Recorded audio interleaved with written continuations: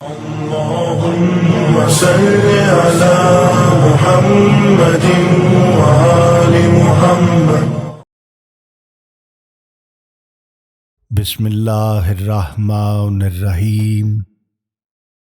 اللہم صل علی محمد وآل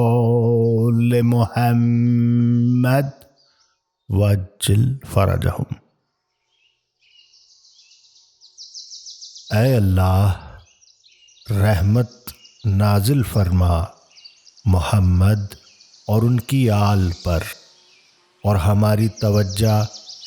اس توبہ کی طرف مبذول کر دے جو تجھے پسند ہے، اور گناہ کے اصرار سے ہمیں دور رکھ جو تجھے ناپسند ہے۔ بار الہ، جب ہمارا موقف کچھ ایسا ہو کہ ہماری کسی کوتاہی کے باعث دین کا زیاں ہوتا ہو یا دنیا کا، تو نقصان دنیا میں قرار دے جو جلد فنا پذیر ہے، اور عفو و درگزر کو دین کے معاملہ میں قرار دے جو باقی و برقرار رہنے والا ہے۔ اور جب ہم ایسے دو کاموں کا ارادہ کریں کہ ان میں سے ایک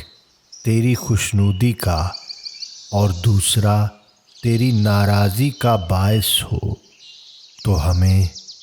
اس کام کی طرف مائل کرنا جو تجھے خوش کرنے والا ہو، اور اس کام سے ہمیں بے دست و پا کر دینا جو تجھے ناراض کرنے والا ہو، اور اس مرحلہ پر ہمیں اختیار دے کر آزاد نہ چھوڑ دے، کیونکہ نفس تو باطل ہی کو اختیار کرنے والا ہے، مگر جہاں تیری توفیق شامل حال ہو، اور برائی کا حکم دینے والا ہے مگر جہاں تیرا رحم کار فرما ہو۔ بار الہ، تو نے ہمیں کمزور اور سست بنیاد پیدا کیا ہے، اور پانی کے ایک حقیر قطرہ نطفہ سے خلق فرمایا ہے۔ اگر ہمیں کچھ قوت و تصرف حاصل ہے تو تیری قوت کی بدولت، اور اختیار ہے تو تیری مدد کے سہارے سے، لہٰذا اپنی توفیق سے ہماری دستگیری فرما، اور اپنی رہنمائی سے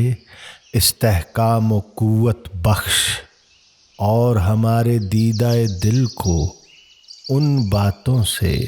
جو تیری محبت کے خلاف ہیں نابینا کر دے، اور ہمارے اعضاء کے کسی حصہ میں معصیت کی سرایت کرنے کی گنجائش پیدا نہ کر۔ بار الہ، رحمت نازل فرما محمد اور ان کی آل پر، اور ہمارے دل کے خیالوں، اعضاء کی جنبشوں، آنکھ کے اشاروں اور زبان کے کلموں کو ان چیزوں میں صرف کرنے کی توفیق دے جو تیرے ثواب کا باعث ہوں، یہاں تک کہ ہم سے کوئی ایسی نیکی چھوٹنے نہ پائے جس سے ہم تیرے اجر و ثواب کے مستحق قرار پائیں، اور نہ ہم میں کوئی برائی رہ جائے جس سے تیرے عذاب کے سزاوار ٹھہریں۔ اللہم